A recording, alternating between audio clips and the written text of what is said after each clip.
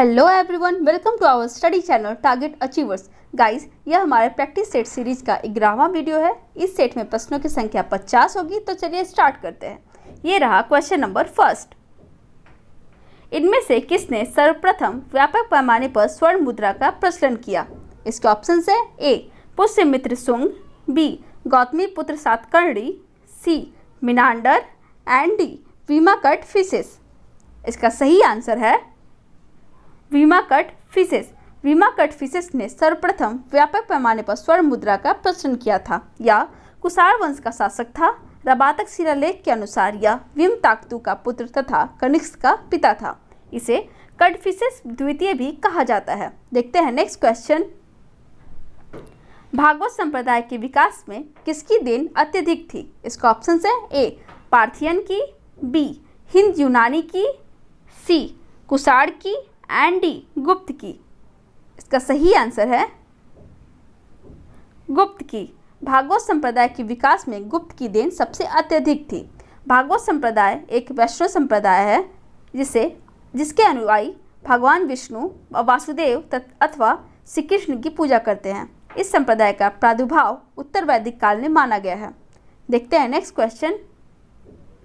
ओदनपुरी शिक्षा केंद्र निम्न में से किस राज्य में अवस्थित था? इसके ऑप्शन है ए Bengal, B Bihar, C Gujarat and D Tamil Nadu.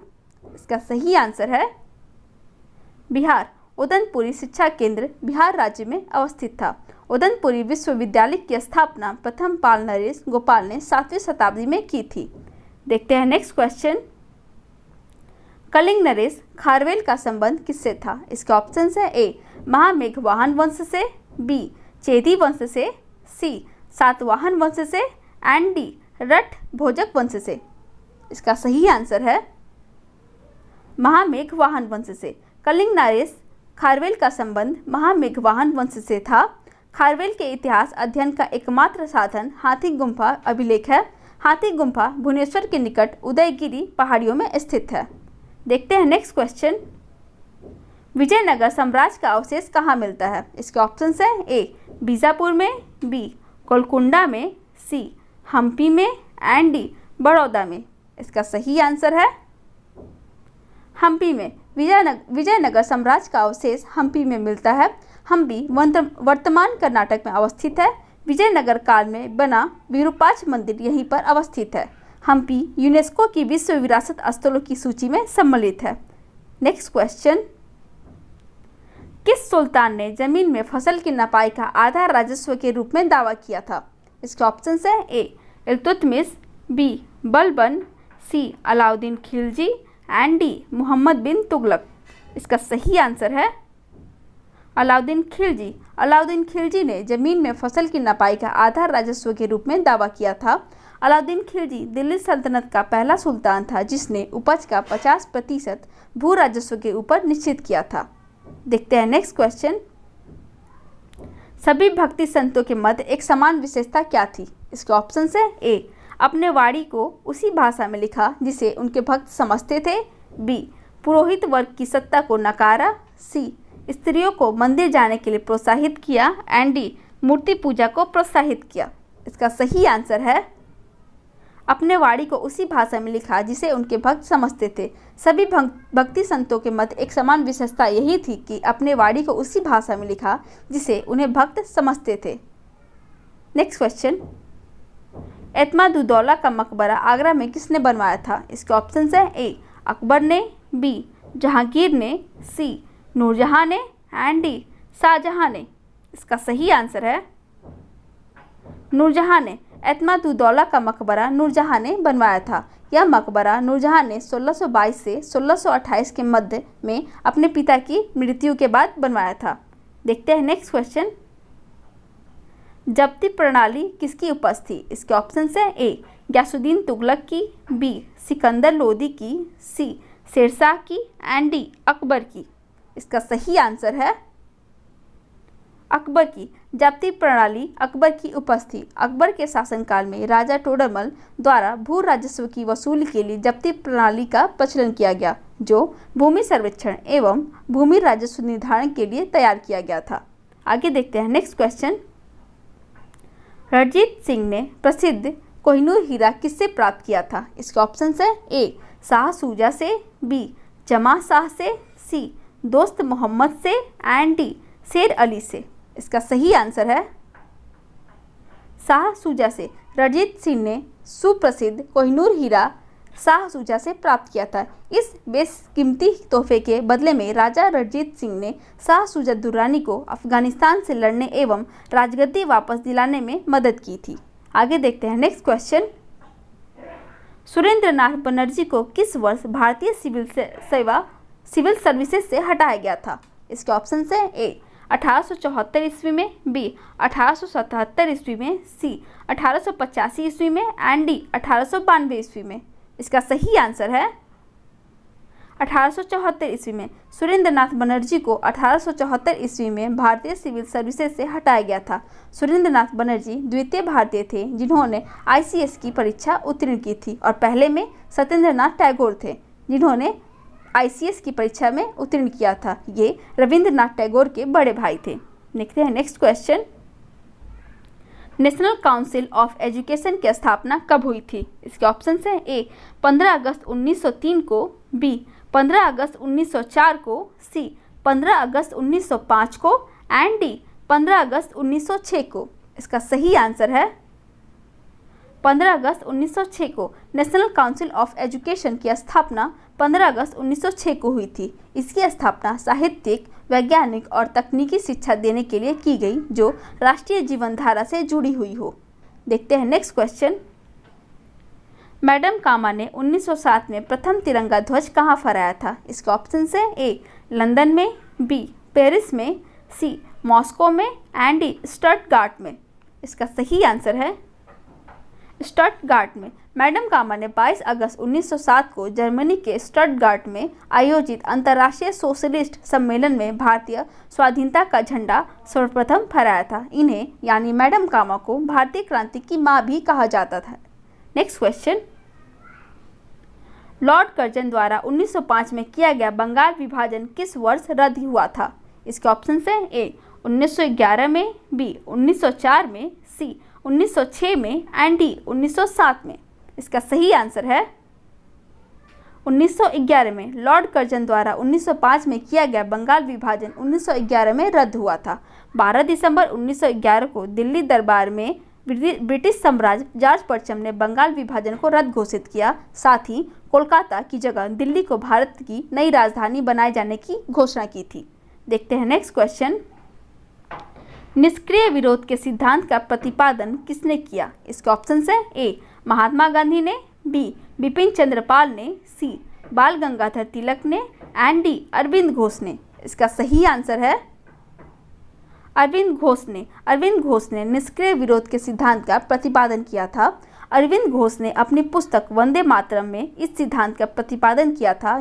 उनका मानना था कि अंग्रेजों को भारत अविलंब छोड़ देना चाहिए ताकि जब तक अंग्रेज भारत नहीं छोड़ेंगे तब तक ये विरोध बंद नहीं होगा। देखते हैं नेक्स्ट क्वेश्चन। एक खगोलीय इकाई किसके संबंधित है? इसके ऑप्शन है ए सूर्य एवं पृथ्वी के बीच की दूरी से, बी चंद्रमा एवं पृथ्वी के बीच की दूरी से, सी सूर्य एवं चंद्रमा के बीच की दूरी से एंड डी उपरोक्त में से कोई नहीं। इसका सही आंसर है सूर्य एवं पृथ्वी के बीच की दूरी से। एक खगोलीय इकाई का संबंध सूर्य एवं पृथ्वी के बीच की दूरी से है। खगोलीय इकाई लंबाई की इकाई जो लगभग 150 मिलियन किलोमीटर है और पृथ्वी से सूर्य की दूरी पर आधारित है। Next question. पदार्थ के संवेग और वेग के अनुपात से कौन सी भौतिक राशि प्राप्त की जाती है? इसके ऑप्शन है ए त्वरण, बी वेग, सी द्रव्यमान एंड डी बल। इसका सही आंसर है द्रव्यमान। पदार्थ के संवेग और वेग के अनुपात से द्रव्यमान राशि प्राप्त की जाती है। देखते हैं नेक्स्ट क्वेश्चन। एसआई सिस्टम में तापमान की इकाई क्या है? इसके ऑप्शन है A kelvin, B degree Celsius, C degree centigrade and D degree Fahrenheit. इसका सही आंसर है केल्विन। एसआई सिस्टम का तापमान की इकाई केल्विन होता है। देखते हैं नेक्स्ट क्वेश्चन। निम्नलिखित में से किस स्थान पर गुरुत्वाकर्षण यानी जी का मान सर्वाधिक होगा? इसके ऑप्शन है ए माउंट एवरेस्ट की चोटी पर, बी कुतुब मीनार के ऊपर, सी भूमध्य रेखा पर, एंड डी अंटार्कटिका के कैंप में। इसका सही आंसर है अंटार्कटिका के कैंप में। अंटार्कटिका के कैंप में गुरुत्वाकर्षण का मान सर्वाधिक होगा। आइए देखते हैं गुरुत्वाकर्षण यानी जी के मान में परिवर्तन को। पृथ्वी की सतह से ऊपर या नीचे जाने पर जी यानी गुरुत्वाकर्षण का मान घटता है। जी यानी गुरुत्वाकर्षण का मान सर्वाधिक पृथ्वी के ध्रुव यानी पोल पर होता है। गुरुत्वाकर्षण का मान न्यूनतम विषुवत रेखा यानी इक्वेटर पर होता है। पृथ्वी के घूर्णन गति बढ़ने पर जी यानी गुरुत्वाकर्षण का मान कम हो जाता है और पृथ्वी के घूर्णन गति घटने पर गुरुत्वाकर्षण यानी जी का मान बढ़ जाता है। बाकी देखते हैं, अंटार्कटिका दक्षिण ध्रुव पर स्थित इसलिए यहाँ जी का मान बढ़ जाता है। देखते हैं नेक्स्ट क्वेश्चन। निम्न में से कौन सा एक कथन सही नहीं है? इसके ऑप्शन है ए तापमान के बढ़ने पर वायु में ध्वनि का वेग बढ़ता है, बी वायु में ध्वनि का वेग दाब पर निर्भर नहीं करता है, सी आर्द्रता के बढ़ने पर वायु में ध्वनि का वेग कम हो जाता है, एंड डी आयाम तथा आवृत्ति के परिवर्तन से वायु में ध्वनि वेग प्रभावित नहीं होता है। इसका सही आंसर है सी आर्द्रता के बढ़ने पर वायु में ध्वनि का वेग कम हो जाता है। यह कथन सही नहीं है। ऐसा क्यों? आइए जानते हैं। ध्वनि के संचरण के लिए माध्यम की आवश्यकता होती है। माध्यम जितना सघन होगा ध्वनि की चाल उतनी ही अधिक होगी। आर्द्रता बढ़ने पर वायुमंडल में सघनता बढ़ जाती है, फलस्वरूप ध्वनि की चाल बढ़ जाती है। बाकी देखते हैं, जैसे कि तापमान के बढ़ने पर वायु में ध्वनि का वेग बढ़ता है, ये सही है, ये कथन सही है।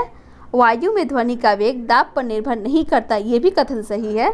आयाम तथा आवृत्ति के परिवर्तन से वायु में ध्वनि का वेग प्रभावित नहीं होता है, ये कथन भी सही है।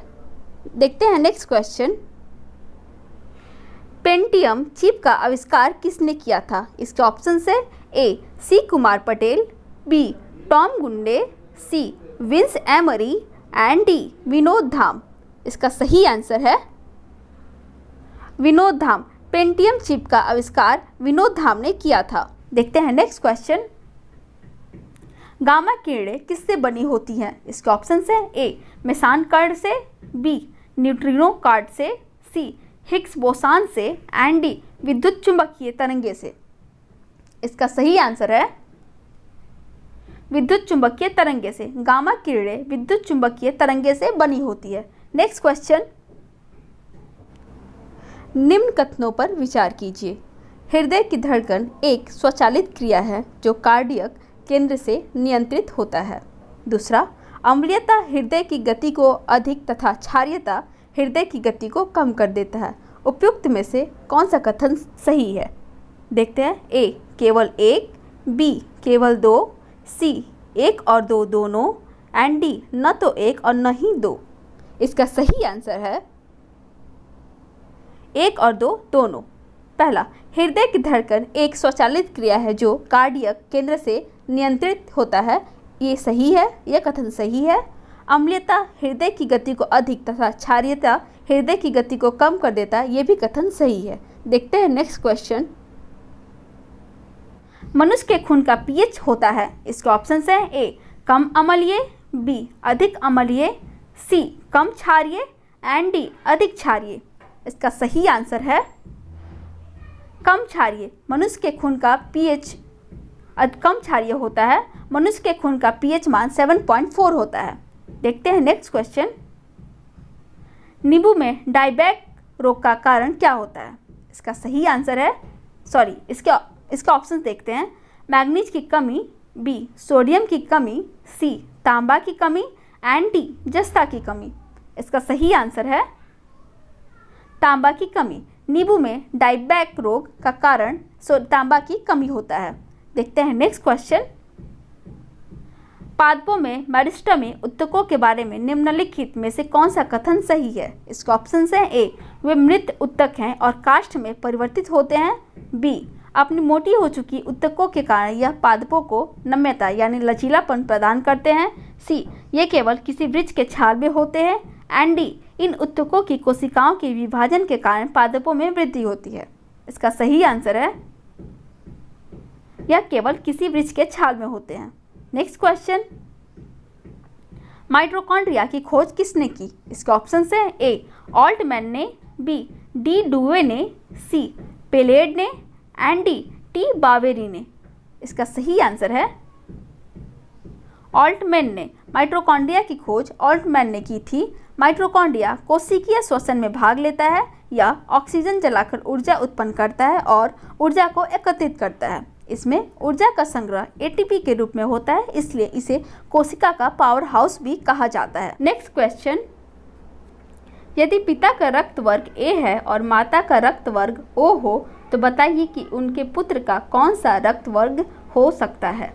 इसका ऑप्शन है B A B O and B A B and O. इसका सही आंसर है ओ। यदि पिता का रक्त वर्ग ए है और माता का रक्त वर्ग ओ हो तो उनके पुत्र का रक्त वर्ग ओ होगा। देखते हैं नेक्स्ट क्वेश्चन, पारिस्थितिक विज्ञान यानी इकोलॉजी का संबंध किससे है। इसके ऑप्शन है ए चिड़िया से, बी कोशिका संरचना से, सी जीवों का वातावरण के साथ पारस्परिक संबंध से, एंड डी तंतु से। इसका सही आंसर है जीवों के वातावरण के साथ पारस्परिक संबंध से। पारिस्थितिक विज्ञान यानी इकोलॉजी का संबंध जीवों के वातावरण के साथ पारस्परिक संबंध से है। नेक्स्ट क्वेश्चन, विश्व मानवाधिकार दिवस किस दिन मनाया जाता है। इसके ऑप्शन है ए 4 जुलाई को, बी 8 अगस्त को, सी 20 अक्टूबर को, एंड डी 10 दिसंबर को। इसका सही आंसर है 10 दिसंबर को। विश्व मानवाधिकार दिवस 10 दिसंबर को मनाया जाता है। नेक्स्ट क्वेश्चन, विश्व की सबसे ऊंची चोटियां किस प्रकार के पर्वतों में पाई जाती हैं। इसके ऑप्शन है ए प्राचीन मोरदार पर्वत में, बी नवीन मोरदार पर्वत में, सी अवशिष्ट पर्वत में, एंड डी ब्लॉक पर्वत में।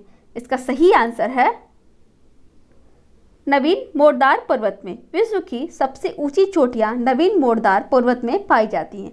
विश्व की सर्वोच्च चोटी माउंट एवरेस्ट, जिसकी ऊंचाई 8,848 मीटर है, इसी के सहित प्रथम 10 सर्वोच्च चोटियां हिमालय पर्वत पर स्थित हैं और हिमालय पर्वत एक नवीन मोरदार पर्वत है।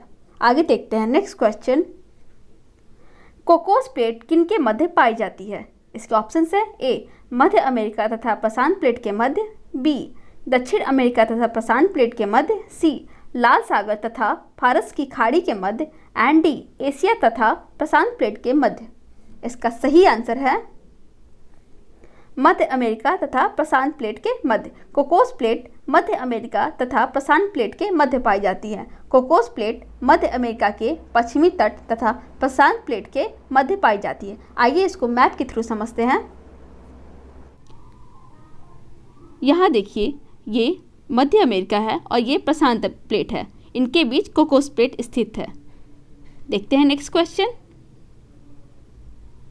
किस अधिनियम के तहत स्त्रियों को मताधिकार प्राप्त हुआ है। इसका ऑप्शन है ए चार्टर एक्ट 1853 के तहत, बी भारत शासन अधिनियम 1935 के तहत, सी 1919 का अधिनियम के तहत, एंड डी भारत परिषद अधिनियम 1861 के तहत। इसका सही आंसर है 1919 के अधिनियम के तहत। 1919 के अधिनियम के तहत स्त्रियों को मताधिकार प्राप्त हुआ है। नेक्स्ट क्वेश्चन, इंद्रधनुषीय क्रांति का संबंध किससे है। इसका ऑप्शन है ए हरित क्रांति से, बी श्वेत क्रांति से, सी नीली क्रांति से, एंड डी उपरोक्त में सभी। इसका सही आंसर है उपरोक्त में सभी। इंद्रधनुषीय क्रांति का संबंध हरित क्रांति से, श्वेत क्रांति से तथा नीली क्रांति से है। 28 जुलाई 2000 को केंद्र सरकार ने नई राष्ट्रीय कृषि नीति की घोषणा की थी। देखते हैं नेक्स्ट क्वेश्चन, निम्नलिखित में से किस राज्य में जनजातीय समुदाय की पहचान नहीं की गई है। इसके ऑप्शन हैं A Maharashtra, B Chhattisgarh, C Haryana, and D Karnataka. इसका सही आंसर है हरियाणा। हरियाणा राज्य में जनजातीय समुदाय की पहचान नहीं की गई। इसी के साथ महाराष्ट्र, छत्तीसगढ़ और कर्नाटक में जनजातीय समुदाय की पहचान की गई है। वर्ष 2011 की जनगणना के अनुसार पंजाब, हरियाणा, चंडीगढ़, दिल्ली तथा पुडुचेरी में जनजातीय समुदाय की पहचान नहीं की गई है। नेक्स्ट क्वेश्चन, भारतीय संविधान के किस अनुच्छेद में निर्वाचन आयोग के लिए प्रावधान है। इसके ऑप्शन है ए अनुच्छेद 320, बी अनुच्छेद 322, सी अनुच्छेद 324, एंड डी अनुच्छेद 326। इसका सही आंसर है अनुच्छेद 324 भारतीय संविधान के अनुच्छेद 324 में निर्वाचन आयोग के लिए प्रावधान है। नेक्स्ट क्वेश्चन, राज्य विधानसभाओं में आंग्ल भारतीय समुदाय के लिए प्रतिनिधित्व का प्रावधान भारत के संविधान के किस अनुच्छेद द्वारा किया गया है? इसके ऑप्शन है ए अनुच्छेद 330, बी अनुच्छेद 331, सी अनुच्छेद 332 एंड डी अनुच्छेद 333। इसका सही आंसर है अनुच्छेद 333। राज्य विधानसभाओं में आंग्ल भारतीय समुदाय के लिए प्रतिनिधित्व का प्रावधान भारत के संविधान के अनुच्छेद 333 के द्वारा किया गया है। देखते हैं नेक्स्ट क्वेश्चन, नीचे दिए गए राज्यों का भारत संघ के संपूर्ण राज्य का दर्जा प्राप्त होने का सही कालानुक्रम कौन सा है? पहला, सिक्किम, अरुणाचल प्रदेश, नागालैंड और हरियाणा। दूसरा, नागालैंड, हरियाणा, सिक्किम और अरुणाचल प्रदेश। तीसरा, सिक्किम, हरियाणा, नागालैंड और अरुणाचल प्रदेश। एंड चौथा, नागालैंड, अरुणाचल प्रदेश, सिक्किम और हरियाणा। इसका सही आंसर है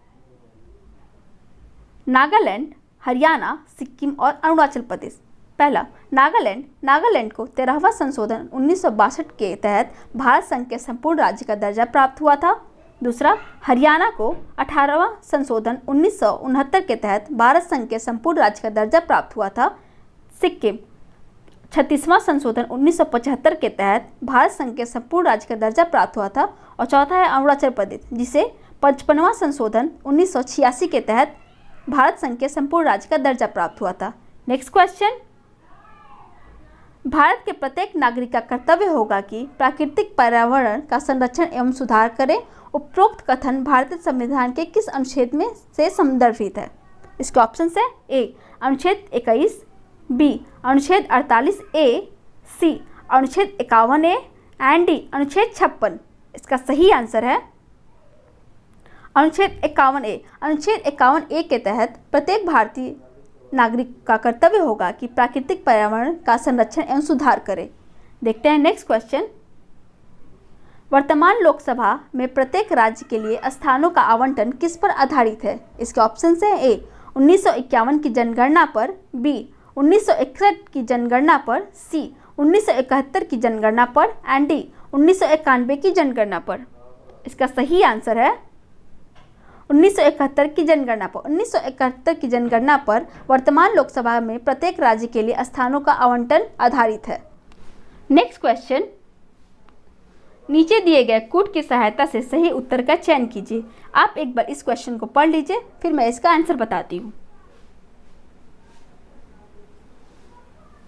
इसका सही आंसर है सी, जैसे कि 1955 में भारतीय औद्योगिक ऋण और निवेश निगम की स्थापना हुई थी।